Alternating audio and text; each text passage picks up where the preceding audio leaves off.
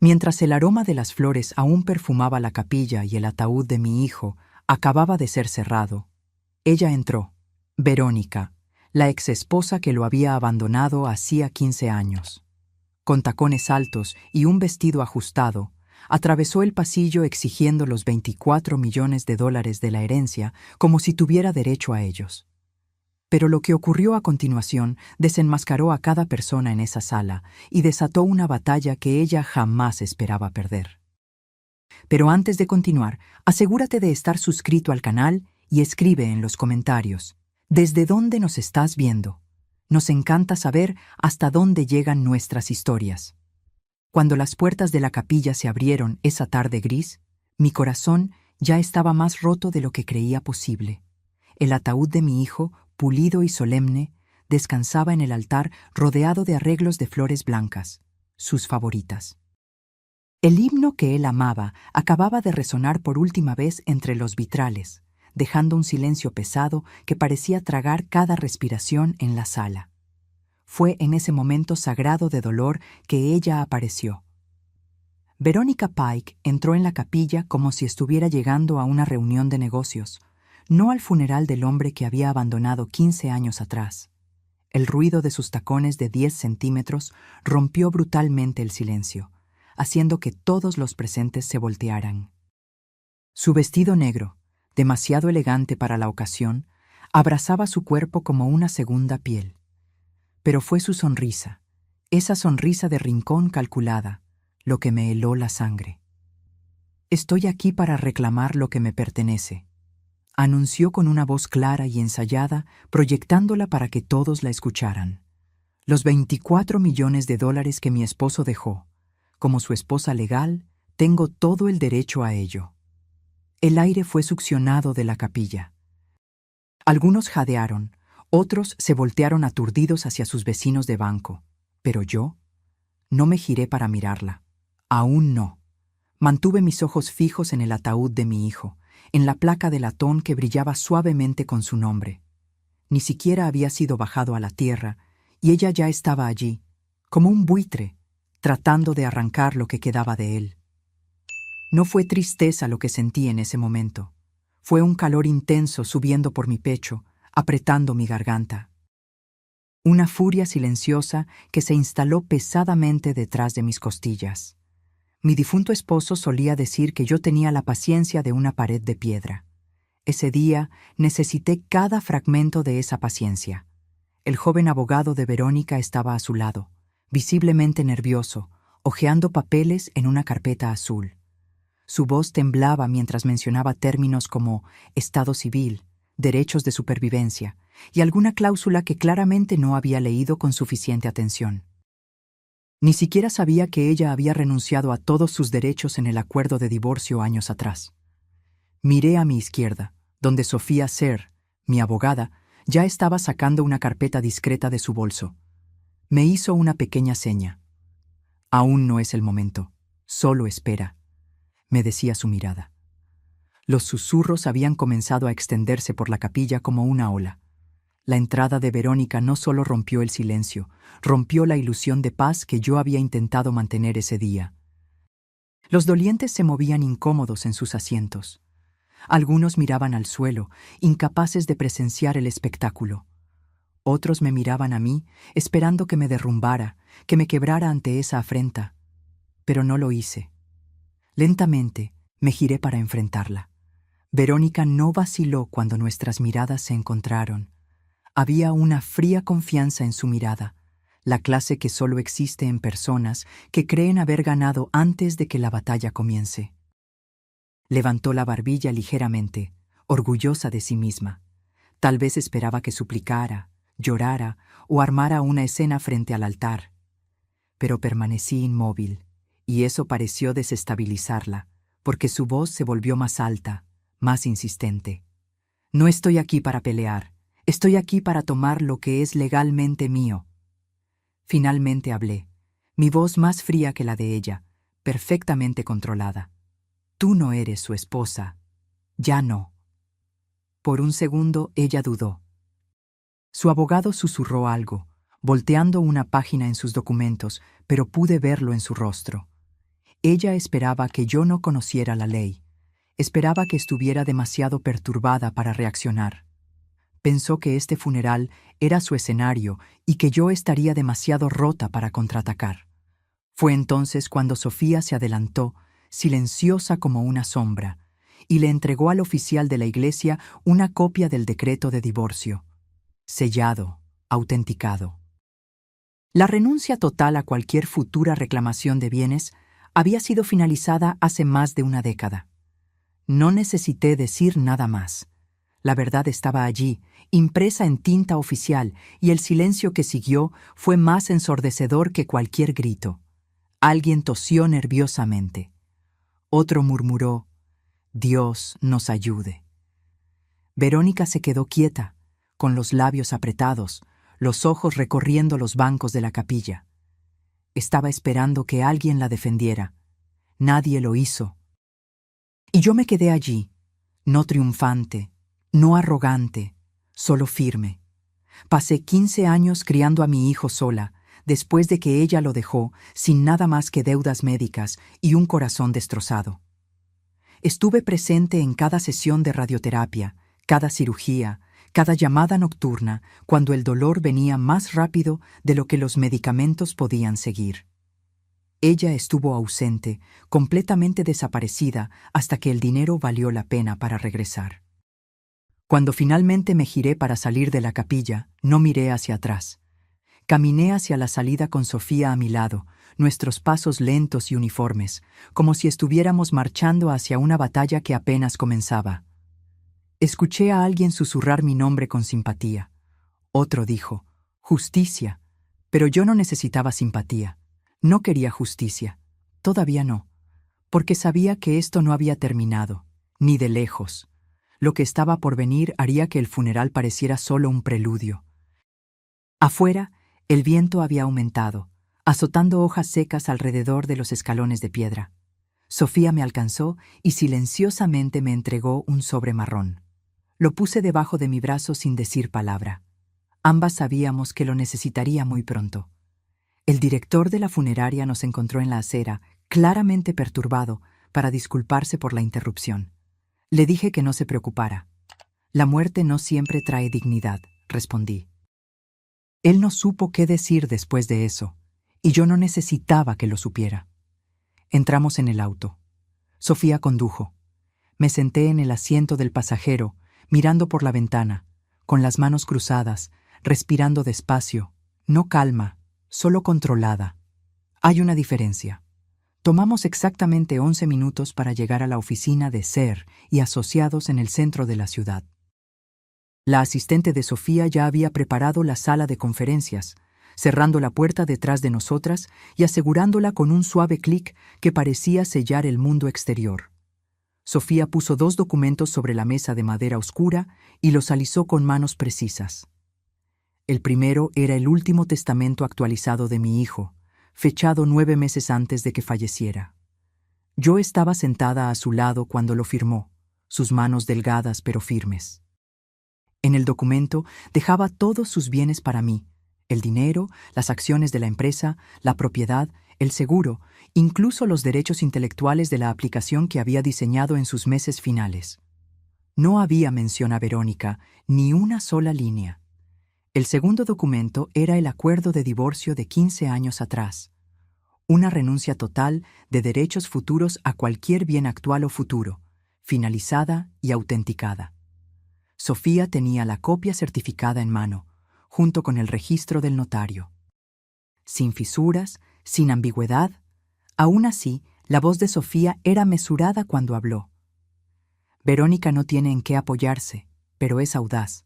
Espero que esto escale». Asentí, mi mandíbula apretada, no por miedo, sino por un enfoque absoluto.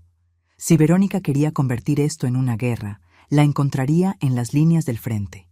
Había llorado por mi hijo con cada parte de mi ser. Ahora defendería lo que él dejó. No permitiría que una mujer que desapareció por 15 años convirtiera el capítulo final de su vida en un circo legal. Sofía me entregó una copia del inventario de los bienes, cuidadosamente listados en categorías.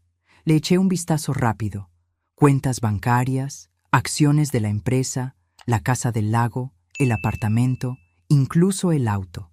Entonces vi el último ítem, una carta en video particular grabada por mi hijo y almacenada digitalmente bajo protección de abogado. Yo no sabía que él había hecho eso. Sofía golpeó la carpeta con determinación. Es hora.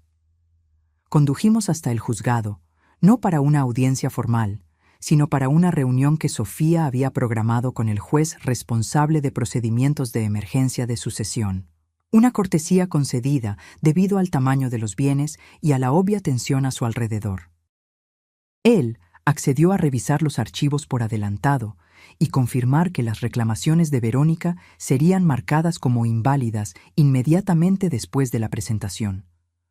Una orden de protección temporal sobre los bienes fue emitida en 1 hora, un récord incluso para Sofía, que rara vez mostraba sorpresa, pero levantó ligeramente las cejas cuando el documento llegó tan rápido. Mientras salíamos, el cielo se había oscurecido, las nubes se cerraban como una cortina antes de una tormenta. El teléfono de Sofía sonó cuando estábamos en los escalones del juzgado. Era el abogado de Verónica. Ella contestó en altavoz, permitiendo que yo escuchara cada palabra. La voz de él se quebró mientras pedía una reunión para discutir una posible resolución conjunta. Sofía respondió con una frialdad profesional que ya conocía bien. Todas las conversaciones debían ser por escrito, y la interferencia de Verónica en un servicio religioso sería incluida en cualquier respuesta formal. No hablé durante la llamada. No lo necesité. Pasé años siendo silenciosa por la paz, por mi hijo, por la familia. Ese tiempo se había acabado en el momento en que Verónica dijo $24 millones frente a su ataúd. Esa noche, en casa, abrí la carta en video particular. Mi hijo estaba sentado en la silla cerca de la ventana, la misma silla en la que solíamos leer juntos cuando él era solo un niño. Su voz era tranquila, su tono claro y firme, a pesar de la evidente debilidad física. Habló sobre la fundación que quería que yo construyera, las becas comunitarias, el jardín conmemorativo detrás del laboratorio de tecnología. Habló sobre mí, sobre cómo lo apoyé, sobre la fuerza que esperaba que yo continuara demostrando incluso después de que él se fuera. Entonces, cerca del final, dijo algo que jamás olvidaré. Si ella regresa, necesito que te mantengas firme, no solo por mí, sino por ti. Ella se alejó de mí, pero tú, mamá, tú nunca lo hiciste. Te mereces todo lo que te dejé. Te elegí a ti. Reproduje esa última parte 2 veces, dejando que el peso de esas palabras se asentara en mi pecho como una mano, presionando firmemente, pero con ternura. No lloré. No esa noche. Habría tiempo para eso después. Ahora tenía una decisión que tomar. Abrí el cajón de mi escritorio y saqué un bloc de notas. Escribí 3 nombres. 3 personas que apoyaron a mi hijo cuando Verónica no lo hizo. 3 personas que presenciaron cosas, que sabían cosas. Una de ellas tenía acceso a registros hospitalarios. Otra había archivado los contratos de desarrollo. La tercera poseía correos electrónicos personales que nunca fueron divulgados. No se trataba de venganza, se trataba de protección. No permitiría que ella reescribiera su historia, no mientras tuviera aliento en mis pulmones, no mientras aún tuviera su voz en mis oídos. A la mañana siguiente, la noticia se extendió. No sobre el dinero, eso vendría después, sino sobre lo que sucedió en la iglesia, sobre la entrada de Verónica, sobre el enfrentamiento, sobre el silencio que siguió.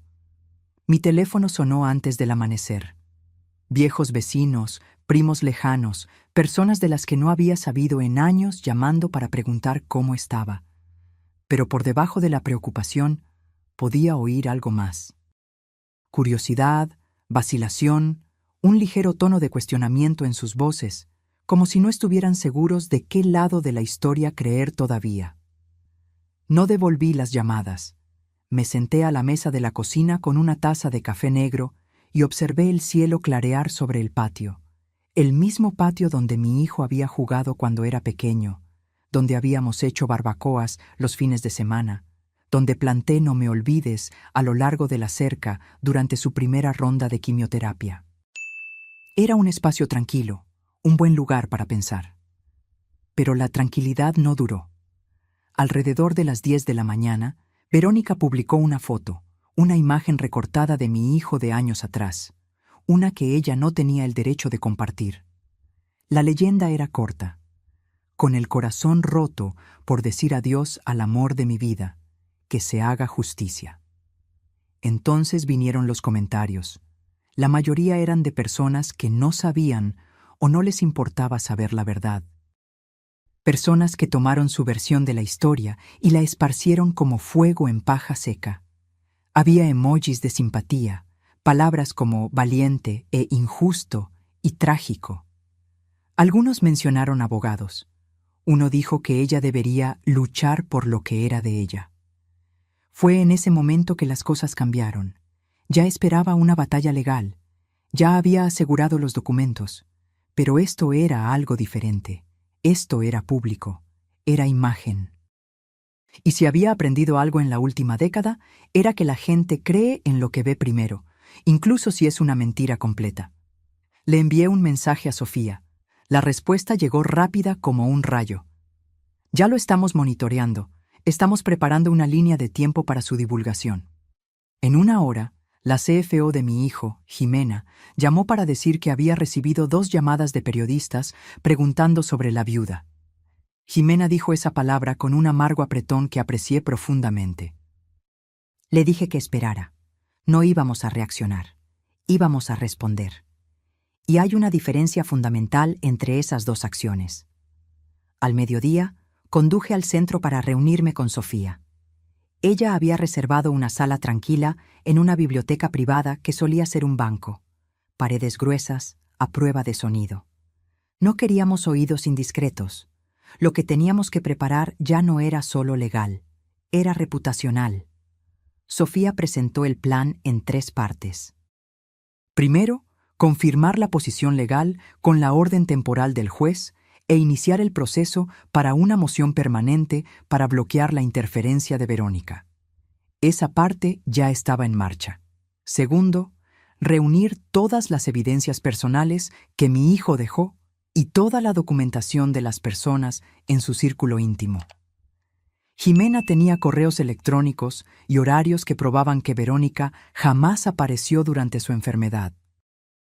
Miguel tenía registros autenticados del divorcio y de los acuerdos de propiedad. Daniel, el enfermero de la UCI, tenía una declaración por escrito sobre la semana final, incluyendo la visita que Verónica nunca hizo. Tercero, y esa era la parte que Sofía todavía no me había dicho, preparar un evento público. No solo un comunicado de prensa o una petición legal, sino algo real, visible, un compromiso público con la fundación que mi hijo quería crear. Sofía creía que la mejor defensa no era solo un juzgado, era una multitud, y no estaba equivocada. Elegimos una fecha para 3 días a partir de ese momento. El lugar, la principal sala de conferencias en el ayuntamiento de la ciudad. El alcalde ya había expresado apoyo a la fundación meses antes, cuando mi hijo aún estaba vivo y discretamente sentando las bases. Aún teníamos las cartas, los permisos, todo lo que él había arreglado. Simplemente estábamos dando continuidad a lo que él comenzó. Pero yo no estaba interesada en montar un espectáculo. Le dije a Sofía que todo debía permanecer centrado en él, no en Verónica, no en mí. La causa, la misión, el impacto comunitario, eso era lo que importaba. Aún así, sabía que Verónica vendría y necesitaba estar lista. Esa noche, visité el antiguo despacho de tecnología donde mi hijo solía trabajar. Las luces estaban apagadas, los muebles cubiertos. El equipo se había mudado después de la adquisición, pero Jimena aún tenía las llaves. Me encontró al frente y me llevó a su vieja mesa. La silla todavía estaba allí, así como la taza con una astilla en el asa, la pizarra con notas semi-borradas sobre la funcionalidad de la aplicación, en su caligrafía que yo reconocería entre miles. Jimena me entregó un pendrive sin decir mucho, solo presionándolo en mi mano con un gesto determinado. Dentro estaban los últimos 2 meses de correos electrónicos privados de mi hijo. Ella había filtrado todo lo que era irrelevante. Lo que quedó eran comunicaciones sobre la fundación, sus instrucciones médicas finales y sus últimos contactos con consejeros legales. Más tarde, esa noche, me senté en mi propio escritorio, el mismo en el que solía corregir trabajos cuando yo enseñaba en 2º grado, y abrí el pendrive. Había 3 correos marcados con estrellas rojas. Uno para Sofía, uno para Jimena, uno para mí. El que era para mí nunca fue enviado. Lo había guardado como borrador. Decía: «Mamá, si estás leyendo esto, yo ya me fui. Y si ella aparece, sé que será difícil, pero necesito que recuerdes que tú eres la única que se quedó. Estuviste allí cuando no podía caminar, cuando no podía dormir, cuando era más tubos que piel. Tú nunca saliste de la habitación, así que no dejes que ella reescriba lo que tú y yo vivimos. Yo te elegí a ti, no a ella, nunca a ella». Fue en ese momento que mi duda desapareció. No es que hubiera planeado rendirme, pero algo dentro de mí se calmó. Había cargado con dolor y furia toda la semana. Ahora tenía claridad. Verónica quería usar la opinión pública como arma. Yo levantaría la verdad, no solo en el juzgado, sino frente a cada persona que había visto su publicación y creído la mentira. 3 días después del funeral, entré al ayuntamiento por la entrada trasera. Sofía lo había arreglado así: menos ruido, menos ojos. El auditorio ya se estaba llenando de gente: prensa local, inversores de tecnología, líderes comunitarios. La oficina del alcalde había confirmado su presencia, no para dar un discurso, sino para mostrar apoyo. Eso importaba más. El evento era simple en el papel: una dedicación, el lanzamiento público de la Fundación Conmemorativa Holbrook. Pero todos sabíamos que era más que eso. Era un mensaje. Las sillas se dispusieron en filas frente a una pantalla de proyección. Una pancarta estaba colgada cerca del frente: un legado de propósito. El rostro de mi hijo estaba en el programa, sonriendo de esa manera discreta que él siempre tenía cuando estaba orgulloso, pero no quería atención. Esa sonrisa hablaría por él ahora. Sofía y Jimena se encargaron del registro de la prensa. Miguel estaba posicionado cerca de la mesa lateral con carpetas legales. Daniel, el enfermero, se ofreció a acompañar a los invitados mayores. Todos tenían un papel. Todos entendían lo que estaba en juego. A las 10:02 las puertas se cerraron. A las 10:05 Sofía subió al podio y golpeó el micrófono una vez. No sonrió. No estaba allí para encantar a nadie. «Buenos días. Estamos aquí para honrar la visión y los valores de un hombre que vivió con una brillante discreción y dejó un plan para tener un impacto. Lo que verán hoy no es sobre pérdida, es sobre intención, sobre claridad, sobre verdad». Ella se apartó y las luces se apagaron. La pantalla se iluminó con un video fechado 5 semanas antes de su muerte. Mi hijo estaba sentado en una silla, con los hombros un poco encorvados, los ojos cansados, pero enfocados. El fondo era su oficina en casa, esa llena de libros y plantas y fotos que yo conocía de memoria. Su voz llegó tranquila, pero firme. «Si estás viendo esto, entonces ya no estoy por aquí, pero quería explicar con mis propias palabras por qué tomé las decisiones que tomé. No quería confusión. No quería discusiones. Quería que la verdad hablara por sí misma». Continuó describiendo su enfermedad, sus esperanzas para la fundación, su decisión de dejar sus bienes para mí y solo para mí, sus razones. No eran emocionales, no eran vengativas, solo mesuradas y claras. «Ella se fue», dijo sin dudar. «Cuando más la necesitaba, no estaba. Y cuando construí algo que valía la pena volver, ella regresó. No puedo permitir que eso defina mi legado. Estoy eligiendo a la persona que nunca se fue». La sala se quedó en silencio absoluto cuando el video terminó. Ninguna tos, ningún movimiento, solo inmovilidad. Me levanté, no porque quisiera, sino porque tenía que hacerlo. Caminé lentamente hasta el podio, sintiendo el peso de todas las miradas. Había hablado en aulas por 30 años. Había dado elogios fúnebres, brindis de cumpleaños y discursos de jubilación. Pero este momento era diferente. No se trataba de celebración. Se trataba de trazar una línea definitiva en la arena. Agradecí a todos por estar allí. Reconocí la presencia del alcalde. Luego leí los nombres de los primeros beneficiarios de la beca. Leí los nombres de las escuelas locales que recibirían apoyo tecnológico. Describí el fondo de ayuda médica de emergencia que llevaría el nombre de mi hijo. La audiencia escuchó atentamente. Nadie interrumpió. Entonces abordé la situación directamente. Algunos de ustedes pueden haber visto publicaciones en línea, escuchado rumores, leído comentarios. No responderé a chismes, responderé con evidencia. Jimena atenuó las luces de nuevo. La pantalla mostró correos electrónicos de mi hijo, etiquetados, fechados, comunicaciones verificadas con Sofía, con Jimena, conmigo. Documentaban sus intenciones, sus planes de herencia revisados, sus designaciones de beneficiario de seguro canceladas, todo, la base incuestionable de los hechos. Luego, vinieron documentos legales digitalizados, el decreto de divorcio, el acuerdo firmado, la renuncia de derechos. Resaltado en amarillo, la línea donde Verónica había firmado su consentimiento total para renunciar a cualquier reclamación futura. Finalmente, la última diapositiva, una captura de pantalla de un correo electrónico que Verónica había enviado a un amigo cercano 6 semanas antes del funeral. El mensaje había sido reenviado anónimamente a la oficina de Sofía. En él, Verónica escribió: «No me importa lo que cueste. Estoy volviendo para tomar lo que debería ser mío. Él me lo debía. Y si su madre quiere una guerra, estoy lista». Miré a la audiencia. Esa era su historia. Esta es la mía. Y esta fundación, este trabajo, este legado, pertenece al hombre que lo ganó. No a la que lo dejó.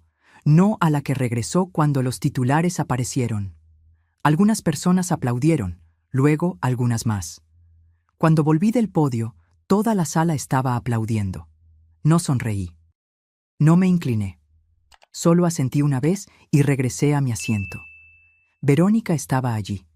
La había visto llegar tarde. Se sentó en la última fila, con gafas de sol, los labios apretados. Cuando las luces volvieron, se levantó y se fue. No hizo una escena. No habló. Pero sus tacones resonaron fuerte contra el suelo mientras se iba, como si quisiera ser escuchada, como si quisiera que alguien la persiguiera. Nadie lo hizo. Sofía se inclinó hacia mí. Ella va a contraatacar. No respondí. No lo necesité. Lo intentaría, y nosotras estaríamos listas. Después de que el evento terminó, la gente se me acercó, me estrechó la mano, me contó historias sobre mi hijo que nunca había oído antes. Un compañero de la universidad, un mentor de una incubadora de tecnología, un padre cuyo hijo había recibido clases gratuitas de la aplicación que mi hijo construyó en su último año. Esa tarde, una foto del evento apareció en las noticias. Yo parada en el podio, una mano en el atril, la otra sosteniendo el programa. El rostro de mi hijo a mi lado en la pantalla. La leyenda decía: «Una madre protege el legado de su hijo».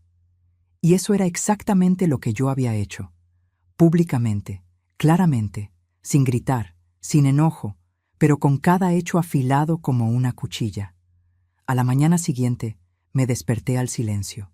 Sin nuevos mensajes, sin llamadas perdidas, sin correos electrónicos de Sofía, pero no confundí la quietud con la paz. Era el tipo de silencio que viene antes de que algo se rompa. A las 8:30, Sofía me envió un único mensaje: «Mantente alejada de las redes sociales». Su tono siempre era controlado, pero pude sentir la urgencia detrás de esas 4 palabras. Obedecí, pero no necesité preguntarme por mucho tiempo. Jimena llamó 30 minutos después. Verónica publicó algo, un clip de video. Ediciones recortadas de tu hijo fuera de contexto. Hace que parezca que se arrepintió de haber cambiado el testamento. Cerré los ojos y respiré hondo. El evento en el ayuntamiento la había sacudido. Ahora estaba jugando sucio. Esa tarde, Sofía y yo nos reunimos de nuevo en la misma sala privada en el antiguo edificio del banco. Ella ya había descargado el clip, hecho una copia de seguridad, lo había transcrito y tenía un equipo verificando sus ediciones. No había filmación completa para emparejar, ningún registro de esas palabras en ningún archivo bruto. Era una fabricación, pero era lo suficientemente sutil como para engañar a las personas que querían creerle. Sofía volteó la pantalla de su laptop hacia mí y presionó reproducir. La voz de mi hijo se escuchó, pero las frases fueron cortadas, reorganizadas, las pausas eliminadas. Él parecía inseguro, abrumado. Luego la voz de Verónica se superpuso. Ella hablaba gentilmente, con falsa simpatía, pero cada palabra implicaba que yo había manipulado a mi hijo para excluirla. Incluso había titulado el video, "Que la verdad sea escuchada". Ya estaba siendo compartido en todos los rincones de Internet. Los comentarios cambiaron rápidamente. Extraños la llamaban valiente, otros me llamaban codiciosa. Algunos sugirieron que yo había aislado a mi hijo durante su enfermedad, alejado a sus amigos, cortado el contacto con su exesposa por celos. Las mentiras crecen rápido en el terreno correcto. Pero no entramos en pánico. Sofía ya tenía el siguiente movimiento planeado. La primera parte del plan de Sofía era simple. Divulgaríamos el video completo en cuestión, la versión intacta, con marca de tiempo, grabada en una sola toma. Miguel tenía el original en un drive seguro, protegido por contraseñas y autenticaciones que probaban su integridad. La segunda parte requirió más coordinación. Hacia el final de ese día, Jimena había logrado conseguir permiso de 3 ex socios de negocios de mi hijo para compartir comunicaciones internas. Correos electrónicos archivados, notas de reuniones, mensajes de mi hijo expresando su decepción con el comportamiento de Verónica a lo largo de los años. En un mensaje fechado 2 años antes de su muerte, él escribió: "Ella contactó de nuevo, no para preguntar por mi salud, no para disculparse, solo para saber si la IPO se había completado. Estoy cansado de fingir que la gente se preocupa cuando no lo hace. Ya no tengo energía para esto". Sofía reunió todo esto en un paquete meticulosamente organizado y etiquetado como documentación de patrón de comportamiento. Limpio, profesional, devastador en su simplicidad. A la mañana siguiente, realizamos una conferencia de prensa. No fue algo llamativo, sin un podio elaborado, sin dramatización, solo una sala de conferencias con un proyector y paquetes impresos para cada persona presente. Sofía abrió con una única frase que resonó en la sala. "La desinformación es peligrosa. Aquí está la verdad". Luego reprodujimos el video original completo. El mensaje no editado de mi hijo, tranquilo, claro, confiado. Explicó sus decisiones sin dudar, sin confusión. Me nombró como su única ejecutora, su única cuidadora, su única familia restante. Distribuimos las evidencias por escrito. Dimos tiempo para preguntas. No ofrecimos frases hechas. No creamos giros narrativos. Simplemente presentamos hechos incuestionables. Verónica no respondió públicamente, pero no lo necesitaba. El daño a su credibilidad ya era visible. Esa noche, uno de los blogs de la comunidad que la había elogiado antes emitió una discreta retractación. Otro eliminó el video manipulado de ella. Un tercero publicó transcripciones lado a lado mostrando cómo el clip había sido alterado. Aún así, no era suficiente, no para mí. Los hechos estaban de mi lado, pero yo no estaba persiguiendo solo hechos. Estaba persiguiendo una claridad absoluta. Entonces tomé una decisión. Llamé a Jimena y le pedí que divulgara el memorando interno que mi hijo había escrito durante su última hospitalización. Había sido destinado a la junta directiva de la empresa, pero el tono era profundamente personal. El memorando detallaba su plan para la fundación, sus razones para crearla en mi nombre, su deseo de distanciar a la organización de cualquier persona que lo hubiera abandonado. Al final, él escribió: «No quiero que mi nombre sea usado para nada falso, nada superficial. Si la gente va a recordarme, que sea por lo que realmente hice y por quien realmente me apoyó». Sofía dudó antes de aceptar. Era una pieza poderosa, pero también agitaría las cosas de nuevo. Le dije que ese era precisamente el objetivo. El memorando se publicó al mediodía, con el consentimiento de la Junta y respaldado por la Fundación. No atacó a Verónica directamente. No la mencionó por su nombre, pero expuso cada mentira que ella había contado simplemente por existir, como un rayo de luz que disipa sombras. Por la noche, comencé a recibir mensajes. Extraños, sobrevivientes de enfermedades graves, cuidadores, personas que habían visto a seres queridos morir lentamente y solos. Escribieron para decir que entendían, me creían. Habían visto a personas aparecer demasiado tarde solo para reclamar algo que no habían ganado. Pero incluso eso no me satisfizo por completo, porque Verónica no había terminado. A las 10:30 de esa noche, Sofía me llamó de nuevo. Ella presentó una moción para impugnar el testamento. Alega que tu hijo fue coaccionado. Alega que no tenía plena capacidad mental cuando hizo los cambios finales. Le pregunté a Sofía cuán fuerte era la alegación. Débil, respondió, pero forzará una respuesta formal. Iniciará el descubrimiento. Abrirá registros. Le dije que no tenía miedo de los registros. Déjala cavar, porque cuanto más profundo vaya, más descubrirá la verdad que estaba tratando de enterrar. Esto ya no era solo sobre una mentira, era sobre el carácter, y el carácter tiene un alcance mayor que el dinero. La moción llegó tarde un jueves. Sofía me reenvió el documento a las 21:42, exactamente como yo sabía que lo haría, limpio, anotado, con una nota corta en la parte inferior. No necesitas responder aún, pero deberías ver esto.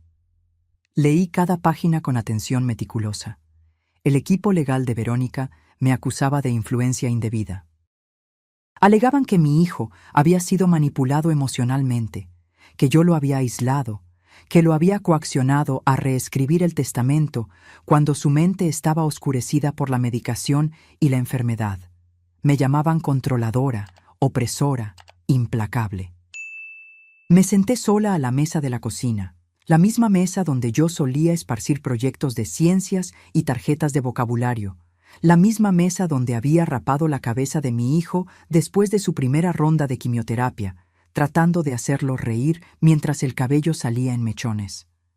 Ahora esa mesa contenía una acusación de que yo le había robado, lo había doblegado a mi voluntad, había usado su dolor para mi propio beneficio. Me permití sentirlo por completo. No el enojo, aún no, el dolor. Se instaló en mi pecho como algo viejo que regresaba, algo con peso, algo con lo que pensé que ya había hecho las paces. Ese dolor regresó esa noche porque leer esa moción era revivir cada hora que me había sentado a su lado. Cada vez que había sostenido una bolsa de vómito en una mano y sus dedos en la otra, cada vez que había presionado el botón de morfina cuando la enfermera no llegaba lo suficientemente rápido, me llamaron implacable. Pero ellos no estaban allí cuando yo le leía mientras él tenía náuseas, cuando yo cambiaba las sábanas a las 3 de la mañana, cuando yo le masajeaba los pies para que pudiera dormir. Ellos no estaban allí la noche en que se despertó gritando y no podía recordar qué año era.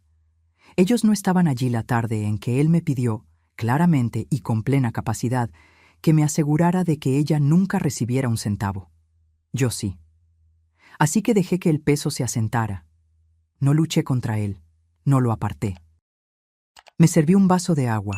Me quedé quieta, perfectamente inmóvil, mientras dejaba que las palabras me lavaran. Y me recordé exactamente quién era yo, no la mujer que ellos describieron en el papel, sino la madre que se quedó. A la mañana siguiente, me reuní con Sofía en su oficina. Ella ya había redactado nuestra respuesta inicial, pero antes de registrar cualquier cosa, nos sentamos en silencio por un tiempo. Ella me observaba como si estuviera esperando que yo cediera o explotara de enojo, o me derrumbara en lágrimas. No hice nada de eso. Simplemente dije, vamos a hacerlo de forma limpia, vamos a hacerlo final. Ella asintió con una pequeña sonrisa de aprobación. Acordamos preparar una declaración juramentada completa. El testimonio de Daniel como enfermero, la declaración de Jimena como CFO, los registros autenticados de Miguel. Incluiríamos toda la cadena de correos electrónicos que documentaba las peticiones de mi hijo, su grabación de voz, su memorando particular, todo. Pero yo no quería que el siguiente paso fuera solo legal. Necesitaba algo más. Le dije a Sofía que quería escribir una carta, no para el juzgado, sino para la fundación, para la comunidad. Ella dudó brevemente, pero accedió. Ese fin de semana me senté con un bolígrafo y escribí a mano. Lo mantuve simple. Yo no soy la voz de mi hijo, pero soy el eco de lo que él creía. Él creía en la justicia, en la decencia, en la verdad que no necesita gritar para ser escuchada. Él construyó lo que construyó no por fama o legado, sino porque quería resolver un problema, dejar algo útil atrás. Yo me quedé a su lado. No lo hice por recompensa, no lo hice por reconocimiento. Lo hice porque lo amaba y porque creo en lo que él quería que esta fundación fuera. La semana siguiente, Sofía registró la refutación completa. Era más larga que la moción original, más detallada, más sustancial con documentación irrefutable. Entonces esperamos. Durante ese tiempo, Verónica hizo exactamente lo que esperaba. Fue a la prensa, dio entrevistas, interpretó el papel de la viuda inconsolable. Habló sobre amor y memoria y corazón roto. Compartió fotos cuidadosamente seleccionadas. Lloró cuando las cámaras lo exigían, pero algo había cambiado. El público ya no estaba tan seguro. Algunos artículos comenzaron a usar la palabra supuesto antes de sus alegaciones. Comentaristas comenzaron a hacer referencia al video completo, a los correos electrónicos, a las contradicciones evidentes entre lo que ella decía y lo que los documentos mostraban. La verdad no siempre se mueve rápido, pero se mueve de forma constante e implacable. Sofía me dijo que podría llevar semanas para que el juez revisara la moción.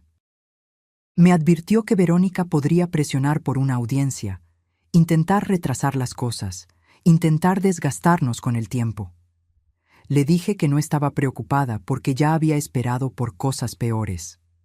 Había esperado por análisis de sangre y resultados de biopsia y el sonido de máquinas pitando en medio de la noche. Esperar por fechas de juzgado y revisiones de documentos no me asustaba. No como ver a tu hijo languidecer día tras día, hora tras hora. Durante esos días de espera, me mantuve ocupada. Pasé las mañanas en la oficina de la fundación, revisando propuestas de becas, reuniéndome con el nuevo director, armando paneles de evaluación. Me aseguré de que el trabajo avanzara. Mantuve mis manos ocupadas para que mi corazón no se sintiera abrumado por el peso de la espera. Una tarde, mientras revisaba informes de presupuesto, una voluntaria entró con una carta. Era manuscrita, sin dirección de remitente. Dentro había un mensaje simple. No estás sola, yo te creo. Vi a mi hermana ser destruida por alguien como ella. Gracias por hablar. No había firma, solo esas pocas líneas. Aquello me recordó que lo que estábamos haciendo no era solo sobre propiedad o herencia. Era sobre poner la historia en el lugar correcto. No con fuego, sino con enfoque. No con volumen, sino con verdad incuestionable. Esto era lo que Verónica nunca entendió. Ella pensó que el poder venía del ruido, de las acusaciones dramáticas, pero yo había aprendido que el poder real viene de la consistencia, y yo sería consistente hasta el final. La decisión llegó un miércoles por la mañana. Fue discreta, sin televisión, sin equipos de cámara, sin titulares gritando sobre justicia o fraude, solo una notificación de Sofía de que el tribunal había emitido su decisión. Ella había reenviado la copia oficial a mi bandeja de entrada. 212 páginas. Las leí todas. La moción para impugnar el testamento fue rechazada en su totalidad, sin juicio, sin audiencia. El juez había considerado que las pruebas eran claras y convincentes.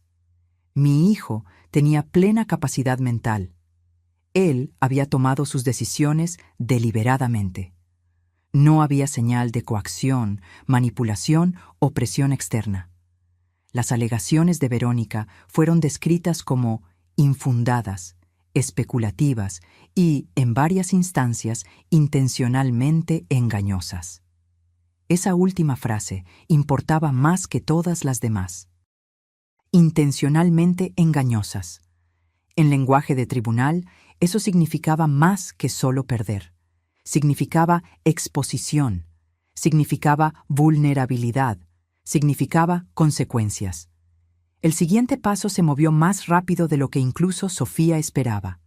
En 48 horas, el tribunal ordenó una audiencia para revisar posibles sanciones contra el equipo legal de Verónica, por mal uso del proceso, abuso del sistema, intento de engañar a un tribunal de sucesión con materiales alterados.